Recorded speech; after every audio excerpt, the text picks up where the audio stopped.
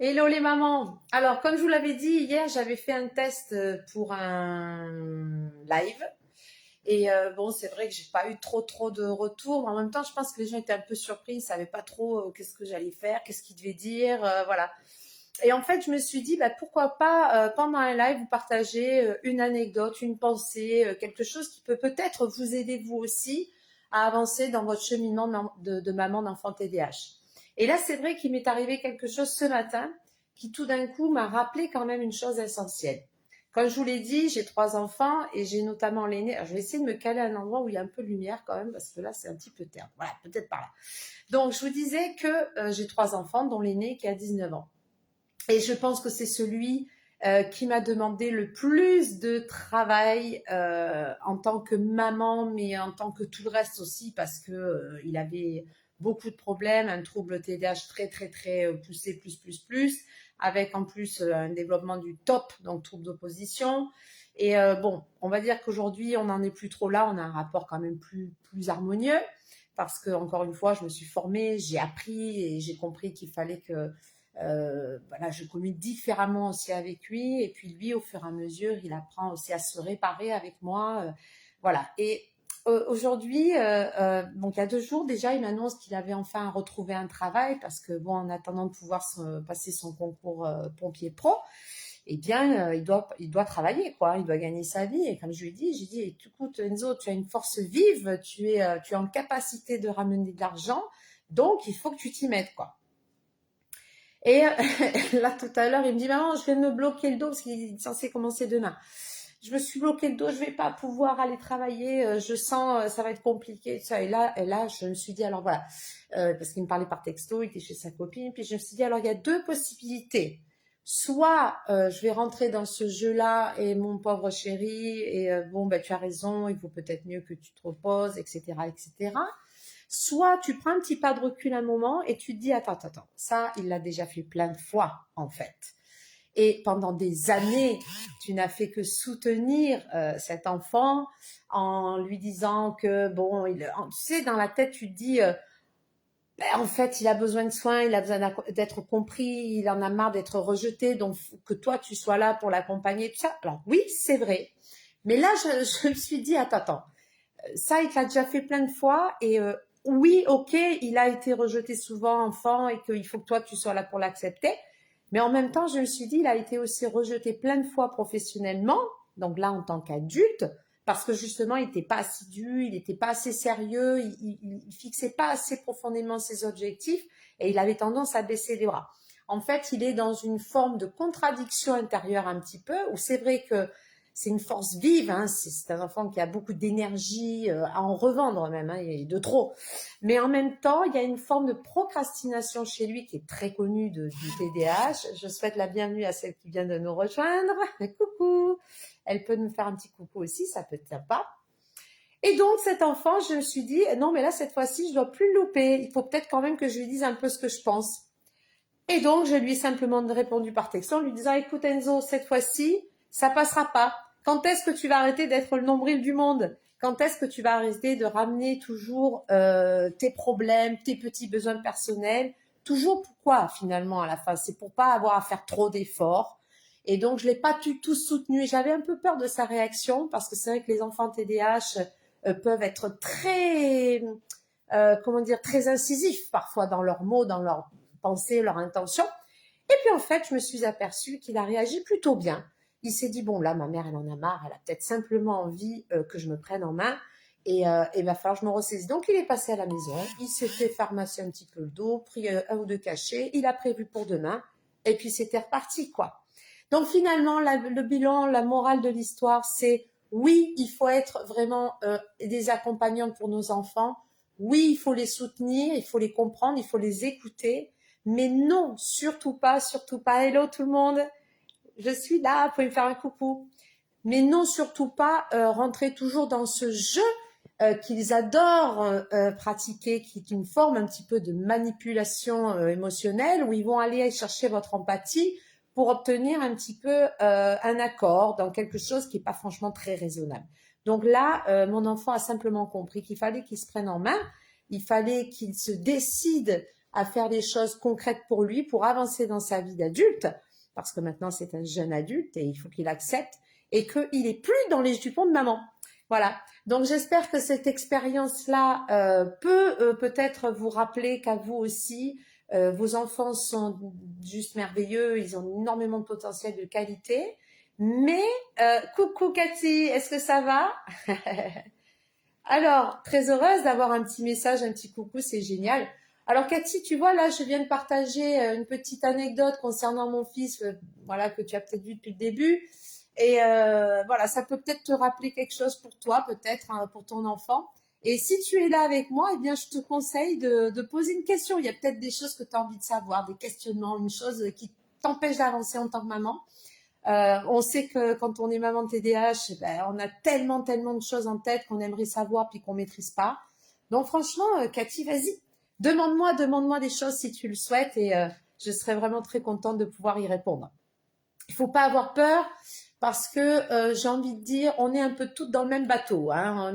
On est dans la galère, mais en même temps, c'est une belle galère. Quoi. Il y a des choses merveilleuses aussi à apprendre. Donc voilà, Cathy, n'hésite pas, je suis tout oui, je te lis et il n'y a aucun souci, je suis disponible, il faut en profiter. Donc comme j'expliquais la dernière fois, je vais essayer de faire des lives comme ça régulièrement. Je vais essayer de partager, pourquoi pas, des petites anecdotes de ma propre vie en tant que maman, en tant que femme aussi.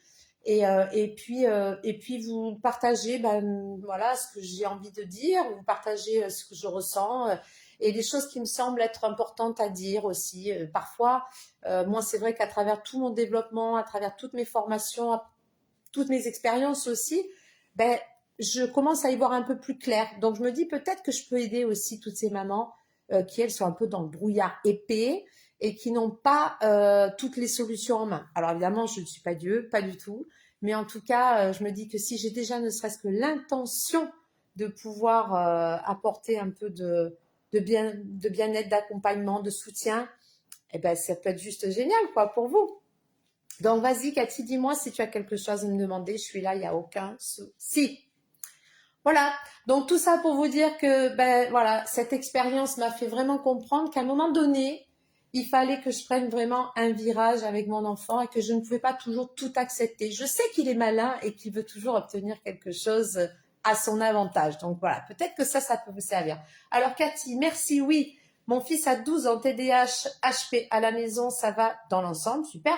À part son rapport à la nourriture. Ah, quoi? Alors, qu'est-ce que je vois? Qu'il plante, il planque la nourriture, d'accord. C'est à l'extérieur qu'il est souvent compliqué. Alors, il y a de toute façon deux profils. C'est effectivement, on a le TDAH, il n'y a pas de plus ou de moins d'un profil ou de l'autre. Hein. Franchement, on trouve un petit peu de tout. C'est vrai qu'on a des TDAH qui vont avoir un comportement exemplaire à la maison et qui vont avoir du mal à se contenir à l'extérieur, qui vont être un petit peu durs. Et puis, il y en a au contraire qui, à la maison, vont faire vivre l'enfer aux parents et puis qui, à l'extérieur, vont montrer une image tout à fait lisse. Donc, vous êtes dans le... Alors, je dis vous, on se tutoie, c'est plus simple, Cathy. Franchement, c'est mieux. Hein. Alors, on va être à l'aise avec ça.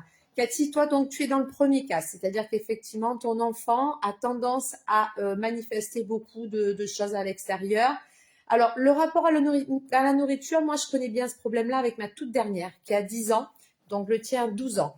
12 ans, TDAH, HP, les hauts potentiels, de toute façon, sont des vrais hypersensibles et souvent, leur rapport à la nourriture, c'est un petit peu un moyen détourné de nous montrer une angoisse, quelque chose qui est compliqué pour eux à expliquer.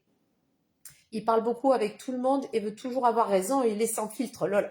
Ben oui, donc on est typiquement dans le HP qui sait tout et sans filtre comme le TDAH, quoi. Voilà, donc ça fait un petit mélange bien sympathique et pas toujours facile à gérer, ça je reconnais. Alors pour la petite histoire, moi mon grand est vraiment très haut potentiel, le deuxième a priori non, et la troisième je pense que c'est un peu ça. Donc je dirais que ton enfant correspond un petit peu au profil de ma dernière qui a 10 ans aujourd'hui, qui vient de rentrer au collège.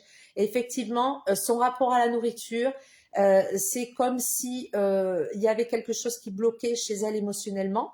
Bon, nous, on sait pourquoi elle est comme ça.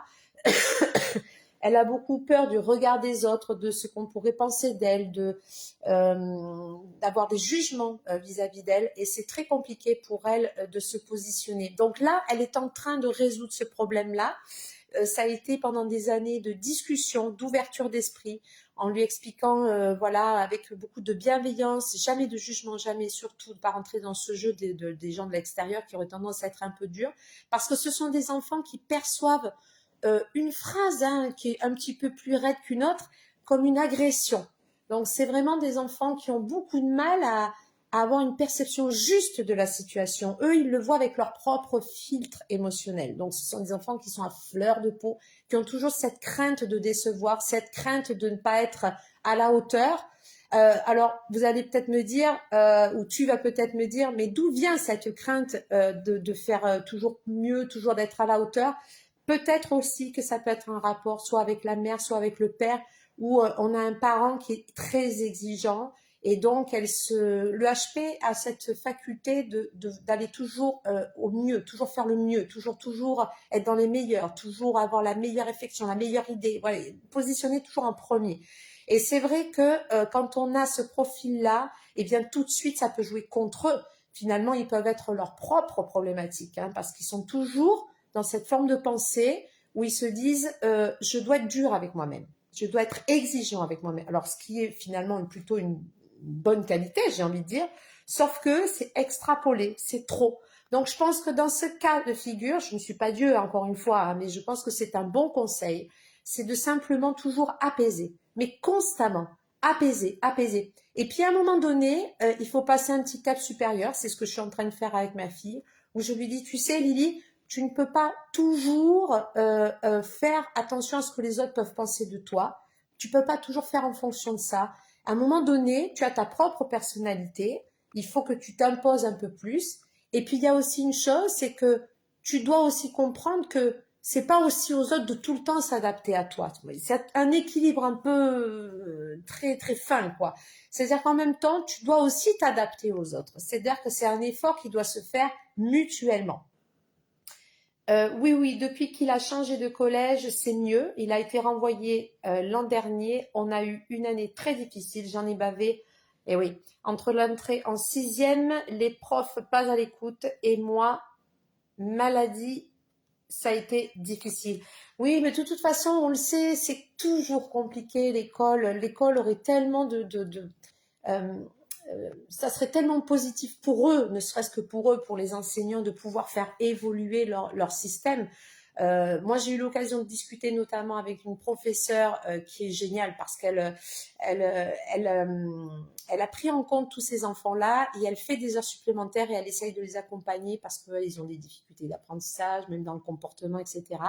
Alors, elle les a pas catégorisés comme TDAH, HP ou 10 ou je ne sais quoi. Elle a simplement vu des enfants en difficulté dans leur côté social, mais aussi dans leur côté dans les apprentissages.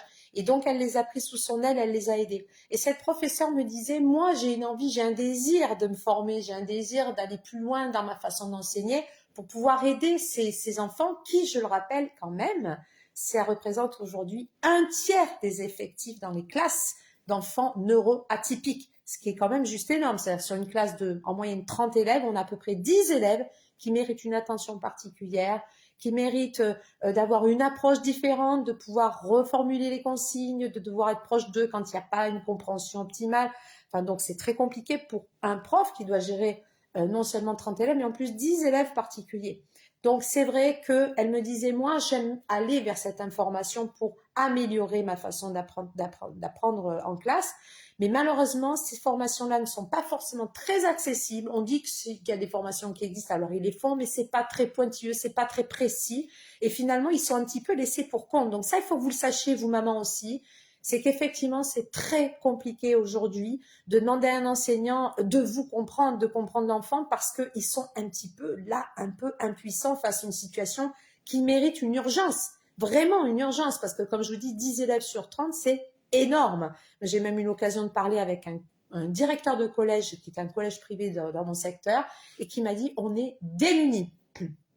On n'a pas on n'a pas de solution à part peut-être de créer des formations internes à l'établissement où là, ils vont essayer de chercher des choses pour pouvoir améliorer un petit peu l'accompagnement de ces enfants. Cathy, c'est ça, c'est ce que je lui dis qu'il doit accepter les gens, bien sûr. Excusez-moi, je sors d'une petite bronchite, j'ai un peu la gorge qui part de temps en temps. Euh, voilà, donc de toute façon, l'enfant malheureusement, et ça il faut que vous l'y préparez absolument, qu'il soit TDAH, qu'il soit HP, qu'il soit multidys, qu'il soit hypersensible, il faut qu'il accepte que son statut, sa façon de fonctionner est différente. Bon, ça je pense qu'il le sait, il le sent, mais qu'il doit absolument s'adapter. Malheureusement, il n'y a pas d'autre possibilité puisqu'aujourd'hui, on ne propose rien de vraiment concret dans la situation à l'école aujourd'hui, que ça soit en primaire, encore plus collège, lycée. Et donc, c'est très douloureux, je le reconnais, puisque moi-même, j'étais une enfant atypique et à l'époque, on ne parlait pas du tout de toutes ces choses-là. Moi, on me considérait comme quelqu'un de feignante, qui ne savait pas apprendre, qui ne réussirait pas, qui ferait jamais rien dans la vie. Bon, j'ai su prouver que j'étais capable de faire quand même quelque chose, mais je sais que j'ai connu ce sentiment-là de devoir me dire à un moment donné, bon, ben, de toute façon, il va falloir que je m'adapte.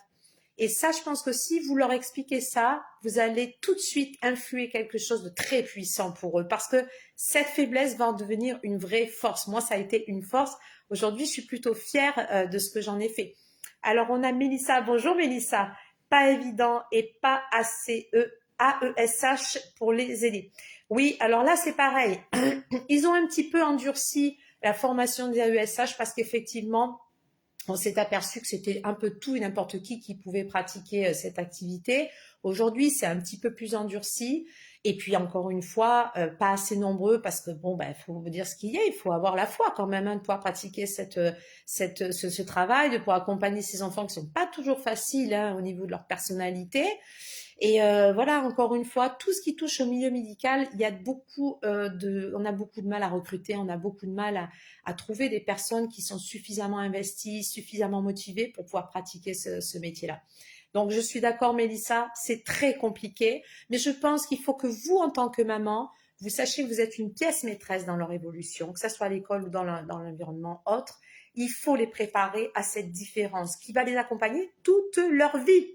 Donc ça, c'est important, c'est primordial. Et en tout cas, c'est ce que j'ai fait et ça marche plutôt pas mal. Cathy, certains profs ne font pas d'efforts non plus. Heureusement, il y a des très bienveillants. C'est comme tout dans la société, Cathy.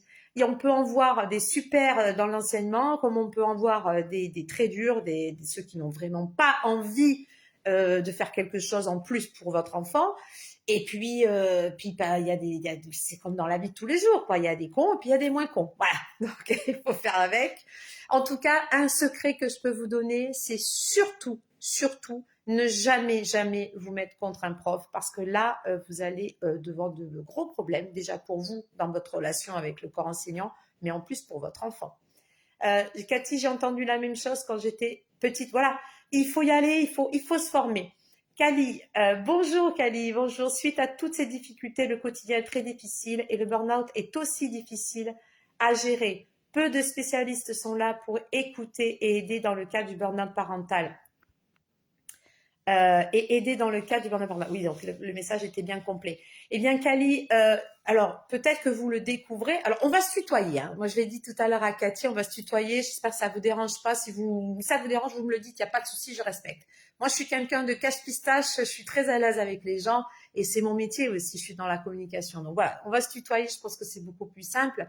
Moi, c'est ce que je propose, c'est justement l'accompagnement parental. Parce que pourquoi je l'ai appelé Maman TDAH et Femme Heureuse, hein, ce réseau qui existe aussi sur Instagram. Pourquoi j'ai créé des programmes d'accompagnement pour les mamans? Parce que je me suis aperçue justement de par ma propre expérience, mais aussi par l'expérience d'autres mamans qui étaient dans mon environnement plus ou moins proche, qu'il n'y avait rien pour nous. C'est-à-dire qu'on va donner des traitements, on va donner des soins, des accompagnements pour les enfants, on va donner tout ce qu'il faut à ESH, etc. Mais nous, quand on revient le soir à la maison, on est face à ces enfants qui sont très compliqués à vivre au quotidien. Et là, on s'aperçoit qu'on est démunis. Parce que qu'est-ce qu'on fait? Le soir à 17h, on récupère nos enfants. Ils sont plus sous l'effet du traitement quand ils ont des traitements. Il n'y a plus l'ESH qui est là pour prendre pour prendre le relais. Il n'y a plus d'enseignant qui fait tampon un petit peu. On est seul face à cet enfant qui parfois peut avoir des troubles associés qui peuvent être très durs. Et là, nous, on est laissé pour compte. Il n'y a plus rien. Et si vous regardez un petit peu dans le paysage actuellement, il n'y a rien qui existe pour les mamans. On est toute seule, toute seule. Et j'irais même dire, on est carrément plus que toute seule, puisqu'on a même des maris qui se font la malle. Alors, c'est pas mon cas, mais ça aurait pu. Ça aurait pu. Heureusement que j'ai décidé de me former, que j'ai décidé d'aller à la rencontre de gens qui étaient des spécialistes. J'ai fait des séminaires. J'ai essayé vraiment de m'y intéresser au maximum pour pouvoir m'armer contre toutes ces difficultés qui étaient les difficultés dans le couple, face à l'éducation de nos enfants qui était très difficile, face aux crises de mes enfants, face à leur incompréhension de la société, ces enfants qui ne trouvent pas de sens, parce qu'ils se disent mais moi tout le monde me rejette, je n'arrive pas à trouver ma place. Enfin voilà, et moi j'étais là au milieu de tout ça, mais moi je peux faire quoi? Qu'est-ce que je peux faire pour tout ça? Qu'est-ce que je peux faire? Je suis démunie, je suis sans armes.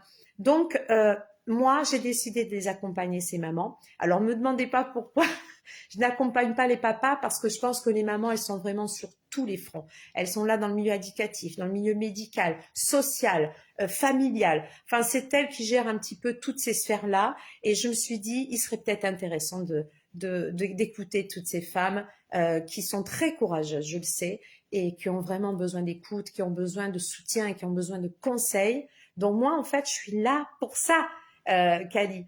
Si vous êtes intéressé, il n'y a pas de souci, on peut se parler en MP et je peux vous expliquer un petit peu mon approche et ma méthode que j'ai mis en place et des choses que j'ai vraiment pu expérimenter personnellement. Aujourd'hui, j'ai des mamans qui m'ont déjà fait confiance et qui sont très contentes, très contentes. Donc, peut-être une petite parenthèse aussi pour toutes celles qui sont présentes et je les en remercie, ça me touche énormément. Eh bien, c'est que j'organise prochainement une conférence ce jeudi à 21h. Donc, je vous mettrai dans le lien, dans les commentaires, pardon, le lien pour vous inscrire, vous connecter. Je précise que c'est totalement gratuit. C'est un moment que j'adore comme ici, là, présentement, parce que c'est vrai que c'est le moment où je peux partager des choses avec vous.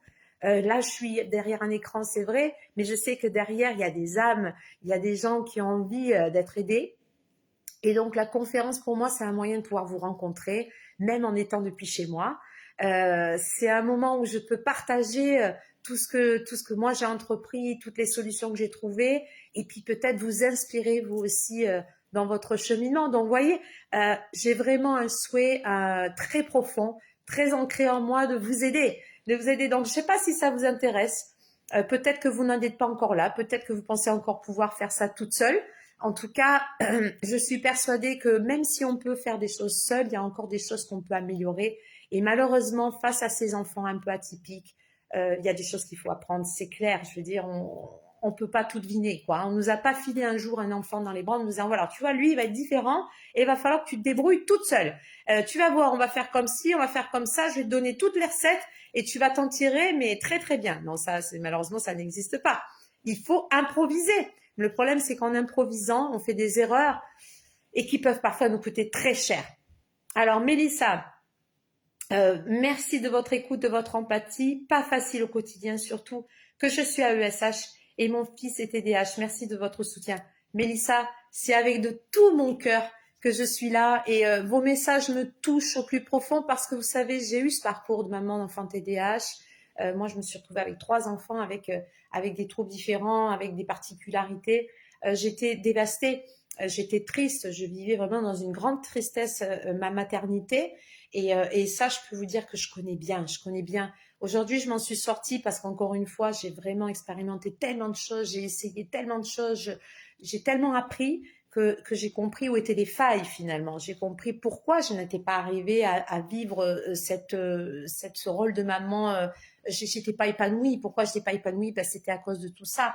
Et donc, alors oui, oui, je propose des programmes, oui, je propose du coaching, oui, j'en ai fait un métier, c'est vrai, et c'est vrai que je gagne ma vie comme ça, mais je pourrais pas faire ce métier si j'aimais pas ce que je faisais.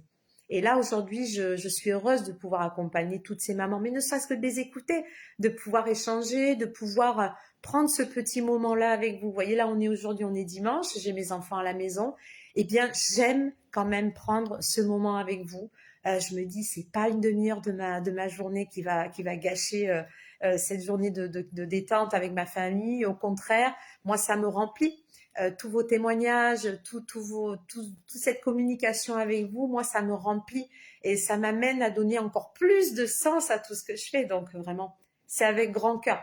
N'hésitez pas, puisque vous êtes présente et que vous me parlez, n'hésitez pas à me poser des questions. S'il y a des choses sur lesquelles vous avez vraiment envie d'avoir un peu d'éclaircissement, je suis là pour ça. Je suis là pour ça, j'improvise. Allez-y, dites-moi ce que vous avez envie de savoir, c'est le moment, parce qu'après je vais couper, puis je vais retrouver mes enfants, donc profitez-en, dites-moi. Qu'est-ce que vous avez envie de savoir, mesdames? En tout cas, je vois qu'on est déjà, on est 6, ça augmente tout doucement. Donc, franchement, allez-y, posez-moi vos questions. Alors, on a Cathy, on a Kali, on a Mélissa, on avait il y avait une autre personne tout à l'heure, mince, je me souviens plus de son prénom. Hop, on a Kali, oui, je l'ai dit ça tout à l'heure. Voilà, donc tout à l'heure, j'ai partagé cette expérience de ce fils qui est devenu maintenant un jeune adulte, puisqu'il a 19 ans passés, et qui me fait voir un petit peu, qui m'en fait voir quand même un petit peu encore de toutes les couleurs, et qui a tendance à se responsabiliser maintenant dans sa vie d'adulte. Le TDAH a beaucoup de mal à perdre un petit peu pied avec ce milieu des enfants. C'est-à-dire que quand il était enfant, tout était plus facile parce qu'il était dépendant des autres. Et aujourd'hui, il faut qu'il soit dépendant de lui-même. Et c'est très compliqué pour lui de passer enfin à autre chose et de pouvoir enfin construire sa propre existence. Et c'est très compliqué parce que ça l'affole, parce que ça lui fait peur. Donc je disais que oui, il faut les accompagner dans ce cheminement, mais qu'il faut aussi leur rendre un petit peu ces armes. C'est à eux à se battre maintenant. Quand ils sont arrivés à 14-15 ans, il faut qu'ils apprennent à se débrouiller un petit peu tout seuls. Mélissa, que pensez-vous des couettes lestées? Sont-elles efficaces pour les enfants pour les rassurer? Alors, très bonne question, Mélissa. Les couettes lestées, personnellement, je les ai pas testées parce que les miens, ils sont du genre à s'enrouler comme des nems, vous voyez, dans les couettes. Je sais pas pourquoi. Bon, peut-être que ma fille, on dirait une petite chenille, elle a carrément le bout du nez qui dépasse et c'est tout. Tout le reste est emmitouflé. Donc, je dirais que ça dépend vraiment des enfants. Il y a des enfants qui aiment cette sensation d'être vraiment complètement couverts, de sentir cette lourdeur sur eux. Ça leur fait du bien, ça les rassure. Et puis d'autres, ça va complètement les affoler. Il y en a d'autres qui préfèrent dormir carrément sans couette, avoir un pyjama plus épais l'hiver et puis ne pas avoir de couette. Donc, moi, je pense que la première chose à faire, c'est de tester. Tester, voyez un petit peu ce que ça peut faire chez votre enfant, chez ton enfant. J'avais dit que je tutoierais. Ah! Donc voilà, si tu sens que c'est quelque chose qui peut vraiment lui faire du bien pour l'amener à dormir, à mieux dormir, vas-y, teste. Et d'ailleurs, tu peux partager cette expérience. Tu peux nous dire après dans ce même commentaire qu'est-ce qui s'est passé et qu'est-ce que ça a donné. Cathy, mon grand 14 ans dyslexique et dysorthographique sévère refuse de travailler à l'école et mon petit de 12 ans TDHP, c'est compliqué parfois, oui, mais on avance. Voilà, donc Cathy, je sens chez toi quand même une force, quoi. Il y a un courage, il y a envie de réussir quelque chose. De toute façon, j'ai envie de te dire que beaucoup d'enfants atypiques ont beaucoup de mal à l'école. Pourquoi? Pour quelles raisons? Je pense qu'ils ont vraiment envie d'apprendre. Ils aiment ça. Ils aiment se nourrir, ils aiment se remplir de plein de choses nouvelles qui va leur faire découvrir, voilà, plein de petites choses qu'ils ne connaissent pas. Ça, ils aiment ça, hein. Ils ont cette nature curieuse de toute façon. Ça, voilà. Malheureusement, l'école, c'est qu'ils ont une façon de fonctionner qui est très, quand on dit très scolaire, hein, c'est tac, tac, tac, tac. Et du coup, ça c'est compliqué pour eux parce que eux, ils aiment bien passer à ça, puis passer à autre chose, puis repasser à ça. Enfin, ils aiment pas quand c'est toujours routinier. Et malheureusement, à l'école aujourd'hui, ça se répète, ça se répète, ça se répète, donc ils s'ennuient vite. En plus, s'il y a HP, c'est compliqué. Bon, là, votre garçon de 14 ans, ton garçon de 14 ans qui est dyslexique orthographique, sévère, donc il est face à ses propres difficultés. C'est compliqué. Il a forcément des problèmes dans ses apprentissages et il doit se mettre souvent en échec un peu dans sa tête. Donc je pense qu'il faut arriver à le restimuler. Et puis bon, faut dire ce qui est. Parfois l'école les stigmatise beaucoup aussi. Ils appuient sur leurs différences et bon, c'est vraiment difficile de trouver sa place. Donc j'ai envie de vous dire de toute façon, pour vous toutes, vos enfants vont avoir ce rapport-là à l'école qui va être un peu compliqué, à moins de choisir un établissement qui va adopter des méthodes un petit peu particulières, comme les méthodes qu'on connaît bien, Montessori, où là, le principe de la méthode Montessori, c'est que on va amener l'enfant à aller vers l'apprentissage et pas l'apprentissage vers l'enfant. À l'école traditionnelle, on les assoit, on leur dit pas bouger pendant 8 heures et on leur dit maintenant tu vas écouter tout ce que j'ai à te rentrer dans le crâne. En gros, c'est un peu ça. Là, la méthode Montessori, eh bien, on va mettre des outils à leur disposition. On va les laisser agir par eux-mêmes, on va voir un peu voilà, comment ils vont développer leur apprentissage. Et on s'aperçoit qu'en fait, ils y vont d'eux-mêmes et ils apprennent volontiers, il n'y a aucun problème. La méthode Montessori, elle est géniale parce qu'elle va les permettre d'être beaucoup plus autonomes, finalement plus indépendants dans leur manière d'apprendre. Et c'est pour ça que c'est génial. Alors, Cathy, mes enfants, ma bataille, lol, bah oui, de toute façon, c'est comme ça. Mais de toute façon, vous n'avez pas été choisi par hasard, hein, toutes, hein. Je pense que vous avez cette force quand même intérieure. Vous avez quelque chose de particulier qui fait que vous y arrivez, quoi.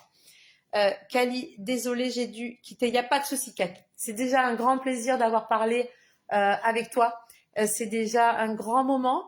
Là, ça fait, je sais pas depuis combien de temps je suis là avec vous, mais en tout cas, c'est juste un plaisir. Je suis très heureuse de vous avoir là en ligne, de vous avoir au bout et de savoir derrière qu'il y a toutes ces mamans qui sont là et qui ont envie de partager ensemble aussi. Donc, franchement, je répète, inscrivez-vous à la conférence ce jeudi 21h. Vous allez voir que je vais délivrer un petit cadeau juste pour vous, un cadeau qui justement est en rapport avec l'école et je pense que ça pourrait beaucoup vous aider. Et puis ensuite, vous aurez plein d'autres surprises aussi. Moi, j'aime faire plein de cadeaux, j'aime vous faire partager des choses. Donc franchement, je mettrai dans les commentaires là le lien. Si je n'y arrive pas, je le mettrai à ce moment-là sur ma page. On a Kali actuellement séparé, c'est très compliqué car les règles d'un côté et de l'autre sont très différentes. Le cadre chez maman et l'amusement chez papa. Eh bien, je pense que Kali, c'est à vous à leur expliquer que ce cadre-là, il doit être adapté, il doit toujours être respecté. Vous leur dites, voilà, je sais que chez papa c'est comme ça, je l'accepte, mais chez moi, il faut que ça fonctionne comme ça. Et en contrepartie, vous aurez ça. Voilà, il faut toujours les stimuler, les motiver. Mélissa, il devrait avoir peu de classes spécialisées de type Ulysse où les enseignants prennent le temps et surtout est formé à l'apprentissage de tous ces enfants en besoin. Bien sûr, ça c'est un combat qu'il nous faut mener et je pense que c'est par notre communauté aussi qu'on peut faire bouger les choses. Ma fille de 14 ans TDAH multidis Muriel est très sûrement top, ne connaît que l'agressivité comme mode de communication. Elle met à bout toute la famille. Muriel, c'est à vous à lui apprendre comment communiquer. C'est à vous. Et si vous ne savez pas, encore une fois, je suis là pour ça. J'ai mis en place une méthode que j'appelle mieux communiquer avec son enfant TDAH. C'est une méthode que vous pouvez découvrir en ligne. Si vous voulez en savoir plus, vous me le dites, il n'y a aucun souci et je vous ferai partager cette méthode qui est vraiment un coup, mais un tout petit coup. Et vous allez voir que ça va changer votre quotidien. J'ai énormément de mamans qui prennent cette méthode et qui sont extrêmement contentes. Une chose importante, c'est que vous ne pouvez pas vous demander à vos enfants de changer quelque chose. Ils ne sauront pas le faire, je vous le dis. D'abord parce qu'ils sont trop jeunes et puis parce que c'est vous le modèle. C'est vous qui devez leur montrer le miroir. Si vous voulez obtenir un comportement de votre enfant, c'est à vous à lui montrer en premier quel doit être ce comportement. Donc voilà, venez à la conférence, inscrivez-vous, c'est gratuit. Demandez-moi quelle est cette méthode dont je vous parle pour mieux communiquer. Vous allez voir, c'est juste génial. C'est plus de 30 vidéos quand même, avec plus de 10 fichiers PDF, avec des ateliers. Vous allez voir, vous allez intégrer aussi une communauté sur WhatsApp où vous allez pouvoir discuter entre vous. Tout ça, c'est bien ficelé. Et je veux dire, les mamans, à chaque fois, me font des retours qui sont top, quoi. Kali, c'est un combat de chaque jour. Kali, c'est fait. Super, génial, magnifique. Ben, bienvenue, on se retrouvera très bientôt. Franchement, allez-y. Et puis, n'hésitez pas à en parler aussi aux mamans qui sont autour de vous. Parce que, vous savez, je pense qu'on est très, très nombreuses, beaucoup plus nombreuses qu'on peut imaginer. Et je pense qu'il y a beaucoup de choses à faire ensemble. En tout cas, on dit toujours que l'union fait la force. Donc, c'est à nous à le prouver. Kali, merci beaucoup pour ces infos, mais vraiment, c'est avec grand plaisir. Mélissa, j'utilise la fleur de bague naturelle qui apaise le stress de nos loulous et se concentrer à une chose à la fois. Oui, de toute façon, j'ai envie de vous dire, moi, je suis très, très à fond pour les méthodes naturelles. Je pense que ça peut être un très bon complément. Après, si vos enfants ont réellement, si tes enfants, j'ai du mal, alors que j'avais dit que je tutoierais. Mais de rien, Mélissa. Si tes enfants ont réellement un gros trouble au niveau des apprentissages, alors je ne parle pas des 10, je parle surtout par rapport au problème d'inattention. Il ne faut pas hésiter aussi à utiliser des moyens un petit peu plus forts qui sont les traitements, hein, qui sont à base de méthylphénidate, donc pour pas les citer, Concerta, Ritaline, Medikinet et tout le bazar, Quasim aussi. Je sais que beaucoup sont contre cela, mais malheureusement, si l'enfant est vraiment en échec, il ne faut pas hésiter à utiliser un moyen qui pourrait au moins l'aider à se concentrer et améliorer ses apprentissages. Donc encore une fois, je n'ai absolument aucune part sur ces traitements-là, je suis totalement neutre. Si je pouvais éviter de leur donner, je leur donnerais pas, mais moi je sais que mes enfants sans cela, ils n'y arrivent pas, quoi. Hein. Puis c'est très très douloureux pour eux, hein, d'être en échec tout le temps. Donc voilà. Mais en tout cas, vous avez raison, hein, les méthodes naturelles sont vraiment des bonnes solutions aussi parce qu'elles permettent quand même de soulager certains aspects parfois des troubles. Donc oui, franchement, si vous y trouvez du positif, allez-y à fond, conseillez. Mais partagez tout ce que je suis en train de vous dire. Partagez le fait qu'il y ait une conférence bientôt. Partagez le fait que je fasse des accompagnements parce que je pense que réellement, ça pourrait changer le quotidien de beaucoup de mamans. Mélissa, je vous cache pas que les traitements me font peur. Et c'est normal. Et c'est normal, pourquoi? Parce que ce sont nos enfants. Ce sont la chair de nos chairs, que ce sont les êtres les plus précieux à nos yeux et qu'on n'a pas envie de leur donner de la merde. Voilà, tout simplement. Moi, je sais que par exemple, j'ai trouvé une bonne alternative, c'est-à-dire que je leur donne le traitement uniquement les jours d'école, les week-ends, les vacances, je les laisse tranquilles. Et franchement, bon, voilà, c'est un bon compromis qu'ils ont accepté et ils sont plutôt contents de fonctionner comme ça. Ils les prennent pas super avec grand plaisir, ça tendance parfois, pas toujours, mais à leur couper un peu la faim, surtout ma toute dernière. Mais pareil, elle a fini par s'adapter. Maintenant, elle sait que le midi, elle va peut-être un peu moins manger. Elle se rattrape sur le goûter, elle se rattrape sur le petit-déj et le repas du soir.